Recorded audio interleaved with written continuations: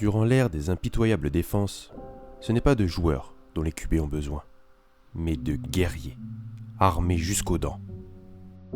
Tous les coups sont permis, ou presque. Une ligne offensive qui n'a peur de rien. Et puis, deux valent mieux qu'un. Ces joueurs, ce sont Art et Jane. Art Shell et Jane Upshaw.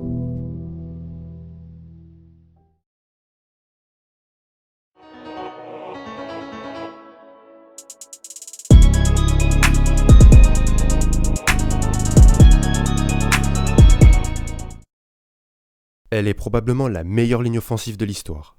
Les années 70 sont marquées par les affrontements endiablés entre les Steelers et les Cowboys. Mais au milieu de ces deux mastodontes, les Raiders ont su se frayer un chemin vers la gloire et arracher 2 Super Bowls. Une équipe connue d'abord pour sa brutalité défensive. Et les gardes du corps de Ken Stabler et Jim Plunkett n'y font pas exception. Jim Otto d'abord. Jim est un monument de la franchise. Les Raiders, c'est son équipe. Son surnom, Ultimate Raiders ou Mr. Raiders. Déjà, ça place notre bonhomme.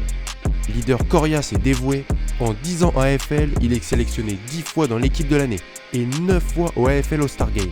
Enfin, le centre est choisi dans l'équipe des meilleurs joueurs AFL all-time. Rien que ça.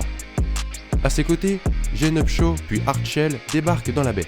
La charnière Art Shell, Jim Otto et Jane Upshaw va devenir un véritable cauchemar pour les défenseurs adverses. Incassable, impénétrable, la combativité des 3 hommes laisse sans voix. Avec lui, les vieux briscards et futurs Hall of Famers, Bob Brown, surnommé The Boomer, et Ron Mix rejoignent la ligne en 1970. Après leur défaite lors du Super Bowl 2 face aux Packers qu'on évoquait un peu plus tôt, Jim et ses Raiders butent systématiquement en finale de conférence. 6 finales perdues en 8 ans. Les Raiders sont l'une des meilleures équipes d'AFL, mais la domination des Dolphins et des Steelers leur coupe systématiquement le chemin. Le 0-0 ne retrouvera jamais le big game. Mais malgré cela, Jim reste un Hall of Famer reconnu de tous. Jim was a great leader. He's working his quarterbacks. He's talking to the coaches. He's talking to the defensive guys that are about to go onto the field. He's talking to the special team guys. Make a break out there, gang. Come on, babe. If you were down, he'd pick you up. He made you feel like $1 million. Jim Otto. Double O, the Ultimate Raider.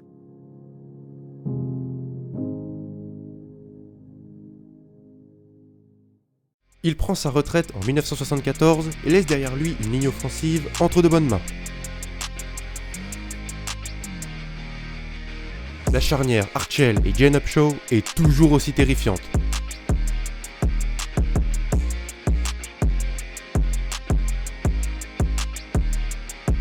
Associé aux gardes, George Boyler, Mickey Marvin et au nouveau centre, Dave Dalby, la ligne offensive va écrire la plus belle page de l'histoire des Silver and Black.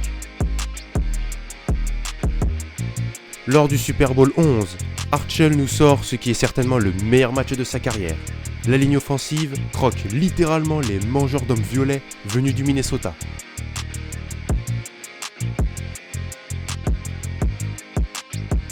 Et 4 ans plus tard, les Raiders remettent ça et terrassent les Eagles de Philadelphie lors du Super Bowl 15 pour venir offrir le 2e titre de la franchise en 5 ans.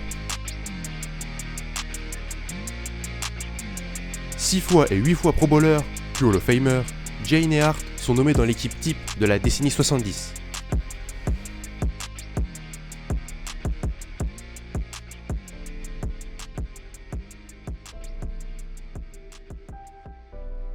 Nos 3 compères sont indissociables de la réussite des Raiders, toujours à se défoncer pour l'équipe, donner le meilleur de soi, qu'importe les conditions.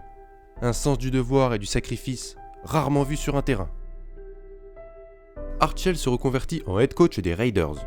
En 1990, avec un excellent bilan de 12 victoires pour 4 défaites, il est nommé meilleur entraîneur d'AFC et devient le premier entraîneur afro-américain à mener une équipe en finale de conférence, qui sera malheureusement perdue 51-3. Oui, une machine infernale venue de l'Est coupe net les rêves de Super Bowl. Licencié, il se baladera d'équipe en équipe, occupant poste de head coach de ligne offensive avant de revenir dans sa maison mère en 2006. Pionnier, Art Shell ouvre la voie aux Afro-Américains à la tête d'une équipe.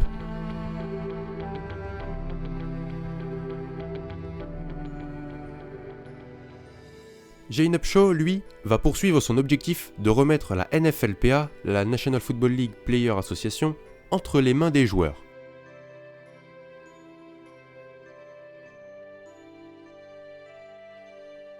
Pendant ses 25 ans, en tant que directeur exécutif, Jane a mené la NFLPA à de nombreuses réformes.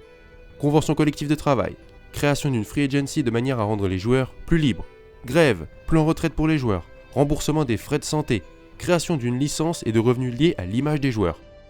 I think when Gene came in, he understood what we had to do. I think he was an innovator, having the foresight to create Players Inc. Because he knew that was what was going to help make the... Presque tout ce qui peut sembler aujourd'hui logique, tel qu'un pourcentage touché par un joueur sur un de ses produits dérivés, c'est Jane qui l'a mis en place.